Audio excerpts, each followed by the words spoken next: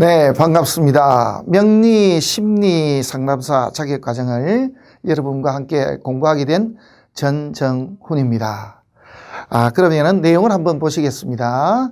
그 내용을 보시기 전에 먼저 말씀드릴 것은, 명리학에서 이 심리와 연관된 부분이 연구된 관련 자료를 찾으면은 한 1200년 정도 됩니다. 그 문헌 자료 중에서는 이허중 명서라는 책이 있습니다. 당나라 헌종 때 전중시 의사라는 벼슬을 하신 분이 계십니다. 한마디로 궁중에서 벼슬을 하셨던 그런 분이 계신데, 이분이 쓰신 책이 3권이 있습니다. 이분이 시의사로 계실 때가 헌종이니까 그 제위기간이 806년에서 820년으로 이렇게 나와 있습니다. 그러니까 그 당시에 벌써 오행의 성정 이렇게 해서 책에 내용이 나와 있습니다. 성정이라고 하면은 마음씨와 성격 이렇게 되는데, 그 기본적으로 사람이 타고난 거, 사주팔자를 보면은 이 사람이 타고날 때는 어떻게 타고났으며 그 다음에 구성에 따라서 어떻게 성격이 바뀌어가는가 하는 이런 부분들까지 연구가 되어 있기 때문에 자료로서는 충분하다고 그렇게 생각을 합니다. 그래서 우선은 심리 상담을 주제로 하는데 명리로 가지고 한단 말이죠. 그래서 명리는 과연 뭐냐 하는 것, 그래서 명리가 무엇인지, 그리고 또 우리가 명리를 또 어떻게 우리가 대해야 되는지, 또 그리고 명리의 구성 요소는 어떻게 되어 있기 때문에 명리가 심리 상담과 연결이 되는지, 이것을 함께 보도록 하겠습니다. 자, 명리 상담의 정의를 먼저 말씀을 드리면은, 명리학을 바탕으로 해서 내담자의 심리적 문제 해결을 위해서 전문적으로 상담해 주는 사람이 바로 명리 심리 상담사다, 이렇게 보시면 되겠습니다. 한마디로 명리학을 바탕으로 한다 이 말입니다. 다른 소재가 아니고 명리학을 바탕으로 심리 상담을 해 주는 사람, 이렇게 보시면 되겠습니다. 명리 심리 상담은 상대방의 출생 연, 월, 일, 시에 해당하는 명과, 우리가 명운 그러죠. 이걸 일반적으로 그냥 바꿔서 운명이다 이렇게도 말씀을 하시는데, 타고날 때 가지고 난 기운은 우리가 명이라 그러고, 살아가면서 이렇게 흐름이 자꾸 바뀌고 나이가 들어가고 함에 따라서 바뀌는 어떠한 심리적인 상태, 또 그 다음에 상황들, 이런 것은 운이라고 합니다. 그래서 명과 운이 있다라고 하면은 타고난 명도 중요하지만은 오히려 운이 더 중요하다는 이런 말도 합니다. 자, 이것을 바탕으로, 명과 운을 바탕으로 해서 현재의 고민과 문제점을 파악하여 해결책을 알려주고 미래의 삶에 대한 예측을 해주는 일, 이것을 바로 명리 심리 상담사가 해줘야 될 일이다, 이렇게 보시면 되겠습니다.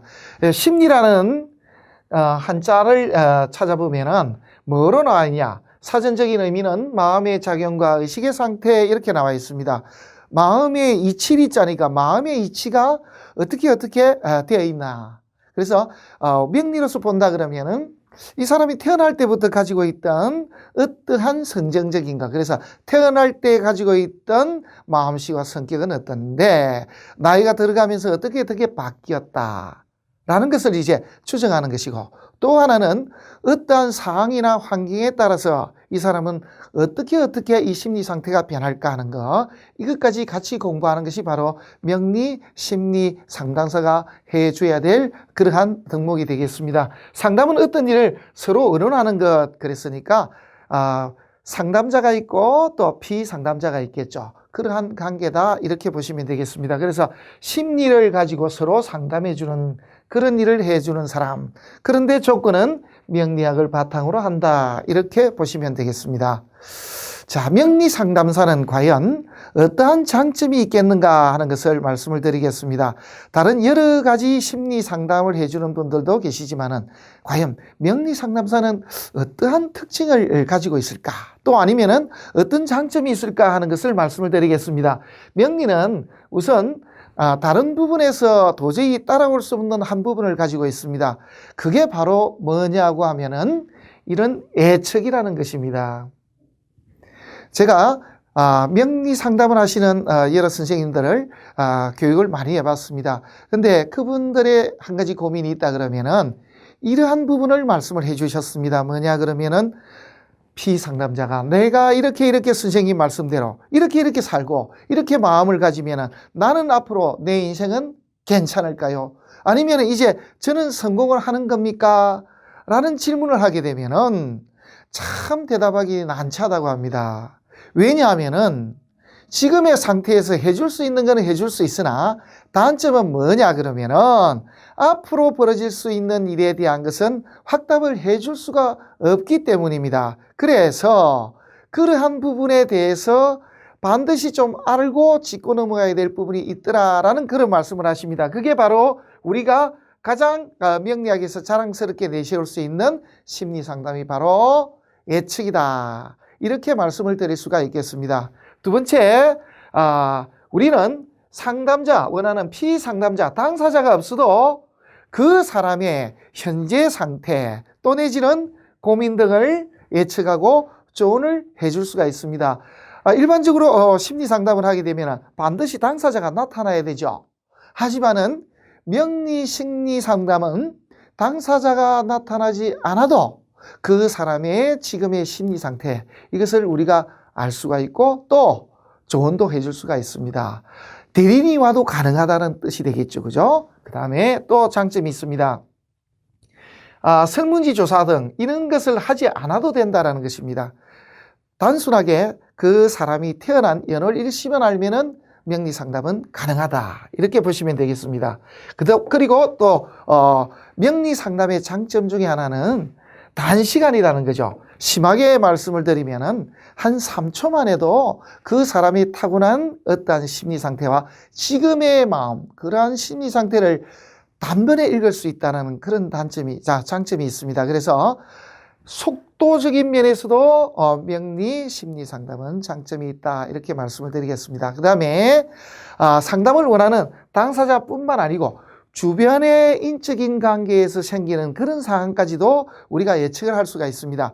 일반적으로 보면은 직접적인 이야기를 들어야 되지만은 그 상대방의 우리가 명운만 알고 있으면은 지금 현재 이 사람이 주위의 사람들과 어떠한 관계에 있는지까지도 우리가 알 수 있다라는 것입니다. 그 다음에 타고난 자질을 갖다가 파악해서 상황에 따른 진학이나 진로에 대한 조언도 해줄 수가 있습니다.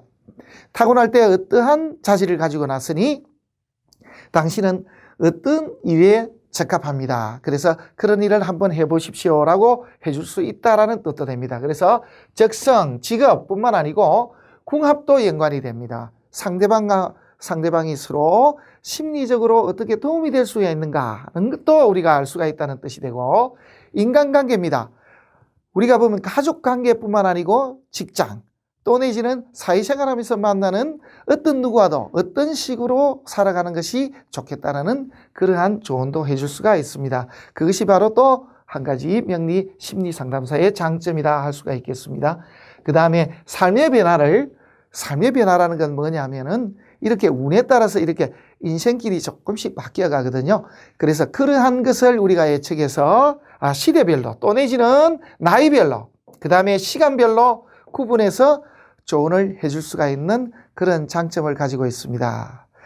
그러면은 우리 명리는 어디에 들어가느냐 하면은 동양오술 가운데 바로 명에 들어갑니다. 우리가 일반적으로 가장 많이 알려져 있는 주역이라는 것은 점치는 학문입니다. 그래서 이게 전복자죠. 여기에 들어가 있습니다.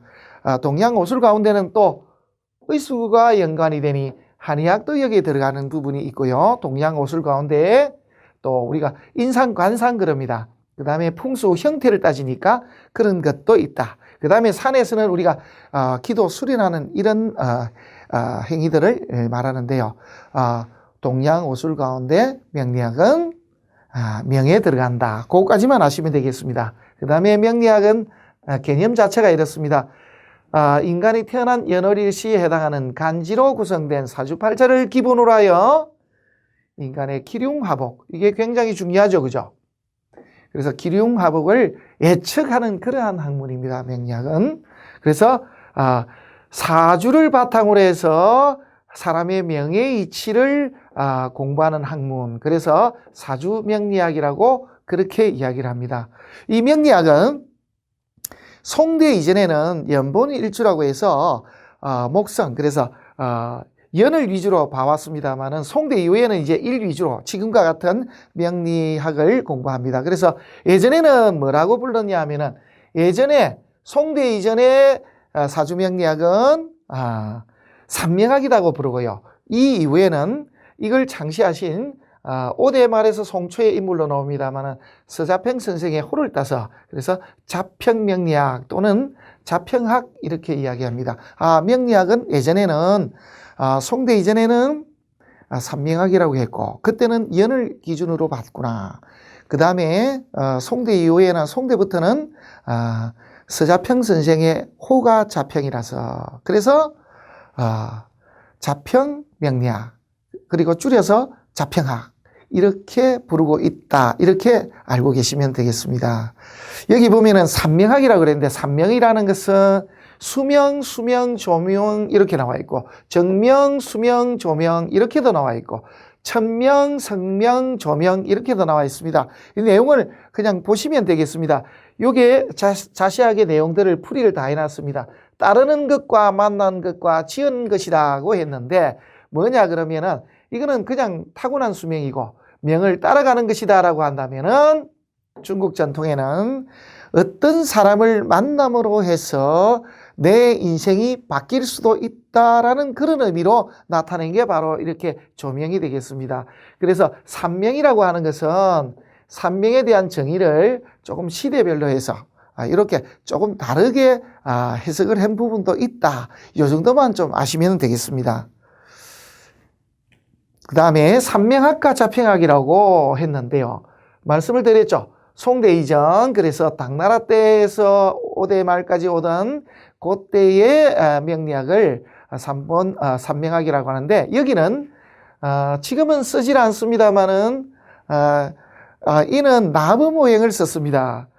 대신에 지금의 명리학은 지장간을 쓰고 있습니다. 이런 차이점이 있습니다. 그래서 크게 보면은 연 위주로 보던 것을 월로 본다, 이렇게 보시면 되겠습니다. 그래서 예전에 보던 산명학은 연본일주라고 하고, 지금의 자평학은 일 위주다. 그래서 예전에는 연을 기준으로 봤고, 지금은 일간을 중심으로 해서 보는 그런 방식이다. 중요하게 보는 것은 예전에는 나무모형이었는데 지금은 월령, 월지를 기준으로 해서 본다. 이렇게 보시면 되겠습니다. 그리고 예전에는 입태월을 중요시했습니다. 입태월이라고 하는 것은 뭐냐 하면은 우리가 잉태됐던 시점을 따졌습니다. 지금은 아기가 처음 가져질 때에, 그때에 우리가 말해서 월을 집어넣지는 않습니다. 지금은 이걸 제외하고 보거든요. 그런데 예전에는 입태되던, 그래서 처음에 잉태되던 그때의 기운까지도 넣어서 그렇게 사주를 봤었습니다. 그렇게만 아시면 되겠습니다. 지금은 제외했습니다. 그리고 우리가 오행 그러는데, 이 오행이 원래 한 가지가 아닙니다. 여러 가지 오행들이 있는데, 예전에 연본일주로 보던 그런 방식에서는 오행을 몇 가지 종류로 봤습니다.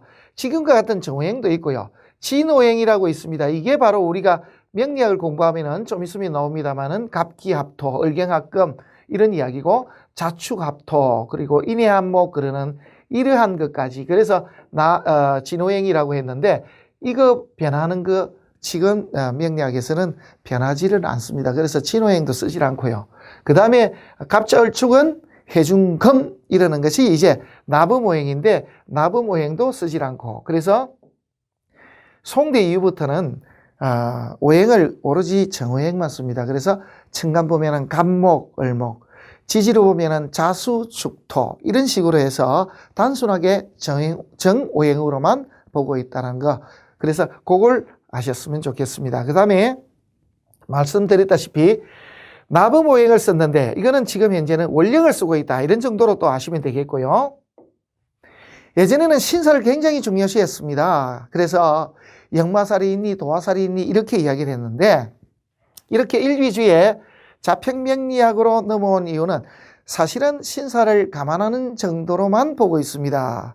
자평진전이라는 책은 청나라 때 나왔습니다마는 자평진전을 지으신 그 심유첨 선생님께서는 심하게 신살은 시체와 같다. 그래서 아무 힘이 없고 쓸모가 없고 이 동작을 하지 않는다라고까지 표현을 했습니다. 그래서 신살을 쓰지 않는다. 그래서 차이점이 여러 가지가 있는데 가장 큰 것은 연을 본으로 보다가 일리주로 바뀌었고 그 다음에 나부모행을 쓰지 않는다라는 거, 그 다음에 신사를 쓰지 않는다라는 거, 요 정도만 아셔도 되겠습니다. 자, 그 다음에 명리학은 과연 언제부터 시작이 되었는가 하는 것인데요. 명리학의 시원에 관한 내용은 청나라 때입니다. 청나라 때, 청나라는 1600년도에 만들어진 나라입니까? 예. 그래서 청나라 때에 만들어진 책입니다. 자평팔자 사은지백이라는 책에 보게 되면은 뭐라고 나와 있냐면은 주나라의 낙록자, 기곡자가 한마디로 이 명리학의 시원 또 내지는 기원이다. 이렇게 이야기를 하고 있습니다. 그런데 일반적으로는 그냥 이렇게 나타나 있기 때문에 그렇게 알고 있습니다. 일반적으로 춘추전국 시대에 책이 낙록자 삼명소식부라는 책이 있었고 그 다음에 기곡자라는 책이 있었다. 그래서 낙록자와 기곡자가 춘추전국 시대 낙록자, 기곡자가 명리학의 가장 오래된 시원이다. 이렇게 그냥 알려져 있습니다. 그런데 이 낙록자 삼명소식부에 주석을 단 책은 있습니다. 해석서는 있습니다. 기곡자라는 책에 기곡자 찬이라고 해서 해석서는 있습니다. 해석을 해놓은 것은 있으나 이 원래에 지어졌다라고 하는 이 책들은 지금 현재 없습니다.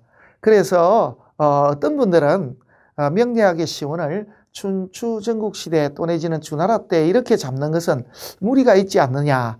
그 당시에는 현자, 아주 현명한 사람들을 두고 낙록자 또 기곡자 이렇게 불렀다라는 그런 주장을 하는 분들도 있습니다. 그 정도만 아시면 되겠습니다.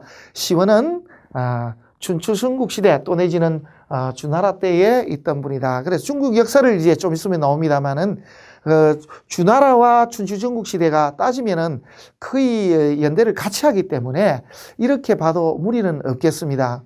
한번 보시겠습니다. 이 중국 역사에 보면은 요 하나라, 상나라, 주나라 때까지가 실제로 따지면은 그 선진시대라고 합니다. 그래서 역사가 이제 되기 전입니다. 역사 시작은 춘추 시대부터 역사가 시작이 됐습니다. 그래서 춘추 그러죠. 춘추 그러면 춘추 나이로 따지죠. 그죠? 역사가 시작이 되었다. 이렇게 보시면 됩니다. 그런데 이 역사들은 너무 오래됐습니다. 그래서 제가 간단하게 말씀을 드리면은 하나라는 지금부터 한 4006년 전이니까 4000년 전. 그 다음에 상나라는 한 3500여 년 전.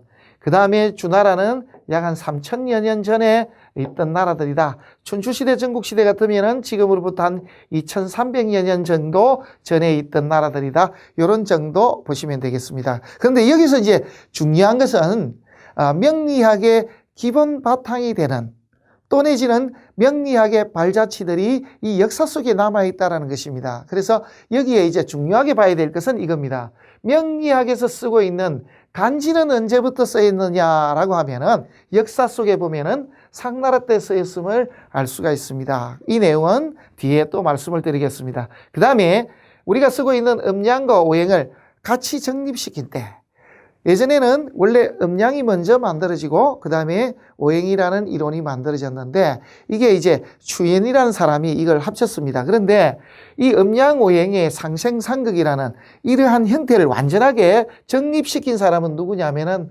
한나라 때 동중서라는 사람이 그렇게 만들었습니다. 그래서 한나라 때는 정립이 되었다. 그 다음에 목성연기법을 쓰기 시작했다. 목성연기법이라는 것은 뭐냐면은 예를 들면은 2000년도가 경진년이다 그러면은 경진년이라고 쓴 것은 그 자리가 바로 목성의 자리입니다. 그래서 한 해 한 해를 목성의 위치로 가지고 이렇게 간지를 적도록 해라 했던 게 바로 동한, 한나라가 동쪽에 있을 때, 그래서 한나라 시절인데 한나라가 BC 205년부터 AD 220년까지가 한나라입니다만은 이때에 사용을 해라고 한 분이 순제라는 왕 때부터입니다. 그래서 126년, 그러니까 예수가 태어나고 126년 후부터 동양의 역법은 목성 중심으로 하는 그런 역법이었다. 이렇게 말씀을 드려도 과언이 아니겠습니다. 그래서 목성연기법, 목성 자리를 연으로 두는 것, 그게 바로 126년 한나라 때부터 만들어졌다라고 이렇게 보시면 되겠습니다. 그 뒤에 이제 수나라 때는 소길이 쓴 오행대의가 있고요. 당나라 때는 이게 굉장히 중요합니다. 명리학에 있어서 사실은 가장 오래된 고서다라고 이야기하는 것이 바로 여중명서입니다. 여중명서에 보면은 실제로 오행으로 보는 이러한 성정, 그래서 그런 것이 처음으로 어떻게 보면은 기록이 제대로 되어 있다, 이렇게 보시면 되겠습니다. 그 뒤에 나온 것들이 이제 연해, 연원 이런 책들이 있습니다. 오행전기 이런 게 5대 십국에서부터 이제 송나라 때까지 들어오면서 만들어진 책들이다. 그 다음에 명리학의 완성이 이제 명나라 때에 이렇게 완성이 됐는데, 명나라 때에도 대단히 명리학에서 중요한 책들이 나와 있습니다. 서적들이 삼명통해 적천수 명리정종 이러한 책들이 나왔고요. 그 다음에 청나라 때도 이렇게 훌륭한 저서들이 많이 나왔습니다. 난강망, 적천수지묘, 자평진전, 명리학은 이러한 책들이 나와 있더라. 그래서 우리가 일반적으로 보는 책들은 전부 여기와 여기다라고 다 보시면 되겠습니다. 그게 바로 우리가 공부하는 명리학의 서적의 기본 골격이다. 이렇게 보셔도 무방하겠습니다.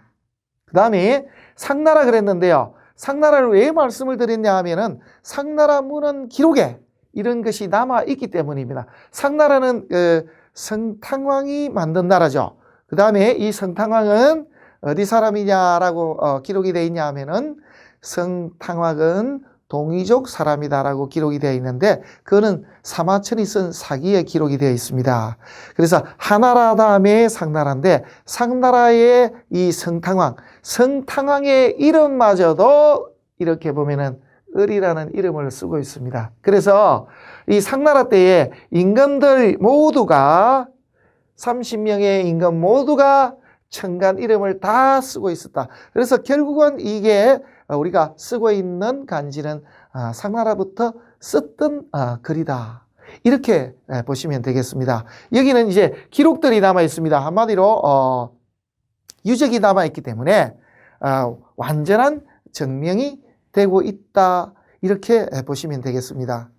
그 다음에 상나라 때의 수도 이름이 사실은 은입니다. 그래서 우리가 잘못 알고 있는데 은나라 그러는데 은나라라는 나라는 지구상에 존재한 적이 한 번도 없습니다. 중국에서 만든 것이죠. 왜? 동이족이 만든 나라가 너무 크단 말이에요.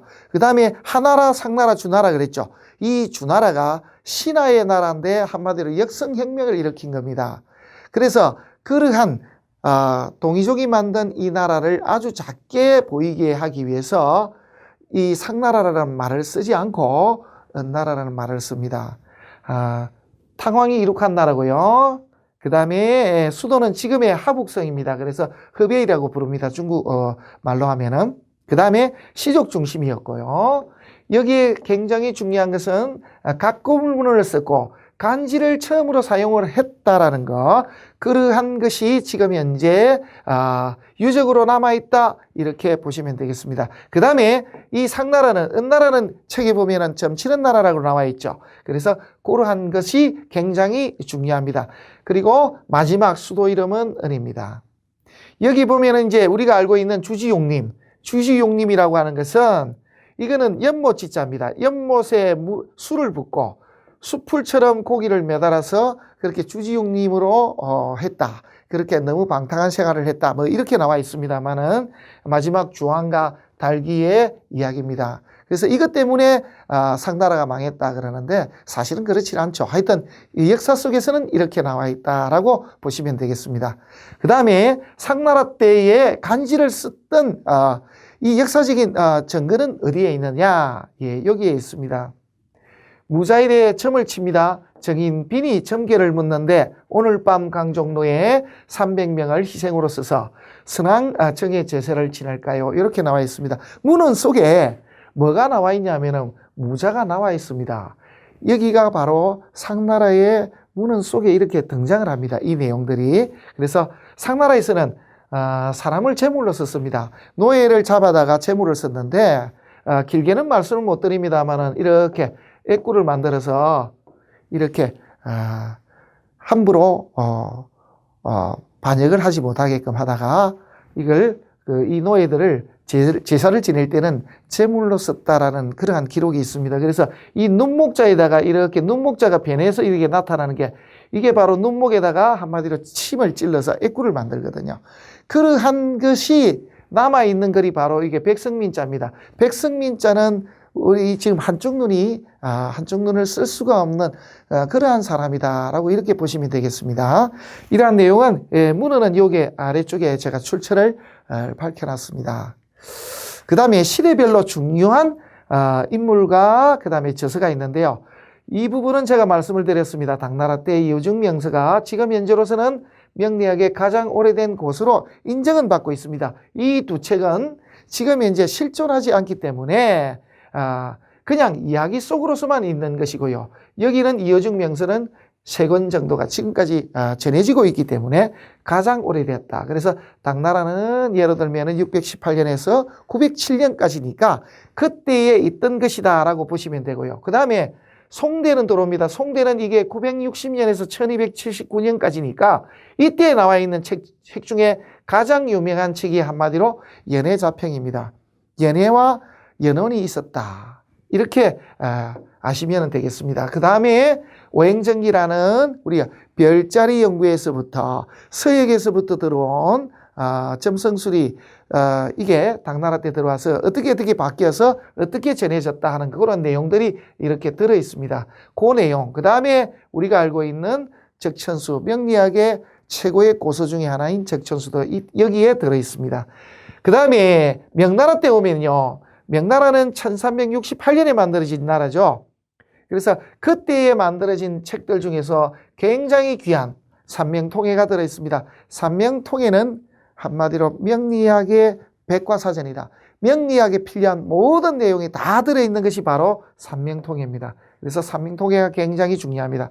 청나라 때는 이제 들어오면은 적천수를 처음으로 해석한 적천수 지별하는 책이 있고 명리학원이 있고 굉장히 중요한 책은 자평진전이 있습니다. 그래서 문헌상으로서는 명나라 때 명리학이 완전하게 정립이 되었다고 하는데 정립된 명리학을 좀 더 세분화시켜서 좀 더 발전시킨 그때의 시대가 바로 청나라 때다라고 보시면 되겠습니다. 1616년부터 해서 1907년까지 있던 나라죠. 우리가 말하면 한 17세기부터 20세기 들어오는 때까지 있던 나라가 청나라입니다. 그때에 완전하게 만들어진 명대에 만들어진 내용을 더 세분화시켜서 지금과 같이 우리가 쓸 수 있게끔 만들었다. 이렇게 보시면 되겠습니다.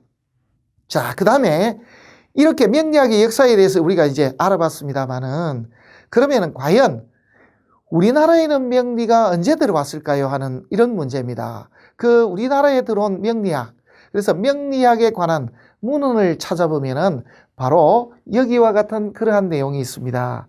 그래서 우리나라 최초의 기록은요, 조선 왕조실록이라는 책에 들어 있습니다. 여기에 태종의 탄생과 관련된 대목입니다. 이게 중요하죠. 태종이라고 하면은 우리 태정, 태세, 그래 태자죠. 세 번째 임금입니다. 그러면은 이성계의 5번째 아들입니다. 그래서 이 태종의 탄생과 연관된 그러한 기록이 있는데요.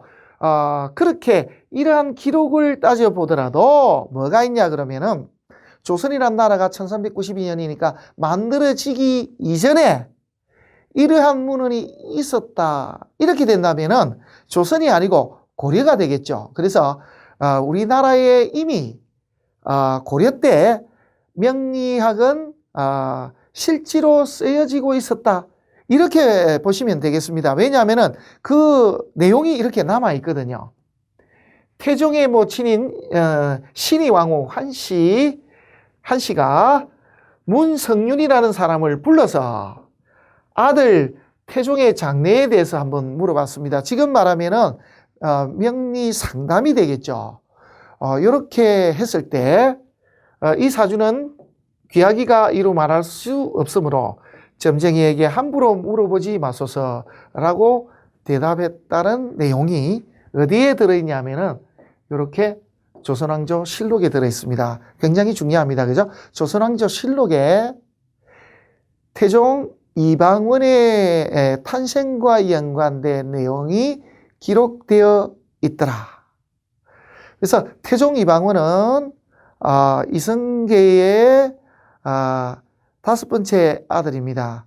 그리고 이성계의 아들들 가운데서 어떻게 보면은 가장 똑똑했던 사람으로 볼 수도 있습니다. 왜냐하면 이방원은 문신입니다. 일찌감치 10대에 과거에 급제했던 인물로 나옵니다.